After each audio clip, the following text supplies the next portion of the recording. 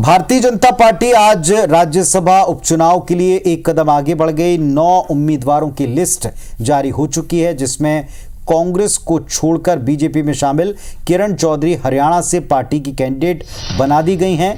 तो वहीं मध्य प्रदेश में भी सस्पेंस हट गया। सिंधिया की सीट, जो उनके लोकसभा चुनाव जीतकर केंद्रीय मंत्री बनने के बाद अब वो केंद्रीय राज्य मंत्री जॉर्ज कुरियन की उम्मीदवारी के तौर पर सामने आई है। आपको ग्राफिक्स के जरिए भारतीय जनता पार्टी के 9 उम्मीदवारों की जानकारी हम टीवी स्क्रीन पर दिखा रहे हैं, देखें जरा। तो मध्य प्रदेश से जो सबसे बड़ा नाम है और जिस सीट पर चर्चा थी, केरल से जो आते हैं जॉर्ज कुरियन, उन्हें मध्य प्रदेश से टिकट मिला है। इसके अलावा रंजन दास और रामेश्वर तेली को असम से राज्यसभा भेजने की तैयारी में भारतीय जनता पार्टी है। इसके अलावा मनन कुमार मिश्रा बिहार से उतारे गए हैं। किरण चौधरी, जिनका हम जिक्र कर रहे थे, कांग्रेस छोड़ बीजेपी में आने वाली, हरियाणा से बीजेपी की राज्यसभा की उम्मीदवार होंगी।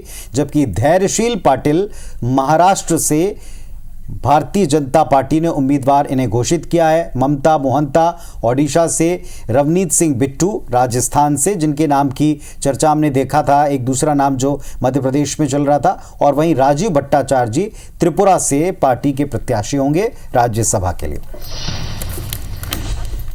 अब जरा मध्य प्रदेश की बात कर लें। खाली हुई राज्यसभा सीट पर मध्य प्रदेश में चुनाव के लिए भारतीय जनता पार्टी ने जॉर्ज कुरियन को अपना प्रत्याशी घोषित कर दिया। अब आपको कुरियन का सियासी बैकग्राउंड क्या है, जैसा अभी अविनाश भी हमको बता रहे थे कि केरल के रहने वाले एक नेता हैं, तो जरा इनका भी आप देखें क्या अब तक का पॉलिटिकल इतिहास रहा है।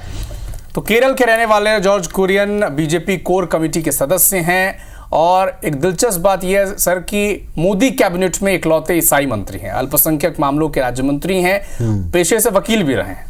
19 साल की उम्र में भारतीय जनता पार्टी में वे शामिल हुए, मतलब एक डेडिकेटेड कार्यकर्ता हैं।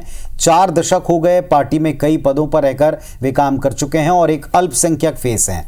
खासतौर पर जिस समुदाय से वे आते हैं, उस समुदाय के बिरले ही लोग पार्टी में ऊंचे पदों तक पहुंचे, तो इसलिए एक बड़ी पैठ रखेंगे समाज को ये बताने के लिए कि भारतीय जनता पार्टी सबको साथ लेकर चल रही है। यानी जॉर्ज कुरियन भारतीय जनता पार्टी के कब्जे वाली सीट पर राज्यसभा जाने वाले दूसरे बाहरी सांसद बनने वाले हैं मध्य प्रदेश में। इसी साल अप्रैल महीने में तमिलनाडु बीजेपी के नेता एल मुरुगन भी मध्य प्रदेश से राज्यसभा सांसद निर्वाचित हुए थे। और राज्यसभा चुनाव का शेड्यूल अगर एक बार देखा जाए तो वो भी बड़ा दिलचस्प है। नामांकन जो जमा करने की अंतिम जो तिथि है वो 31 अगस्त की है। नामांकन पत्रों की स्क्रूटनी की जो तारीख है वो 22 अगस्त तक नीचे, और नाम वापसी 27 तारीख तक हो पाएगी। वोटिंग 3 सितंबर को है और नतीजे भी उसी दिन आ जाएंगे। ये राज्यसभा का कार्यक्रम है, वो कार्यक्रम भी जरा हम आपको बताते चलें। ये देखें आप, ये पूरा कार्यक्रम सामने इसमें आ चुका है।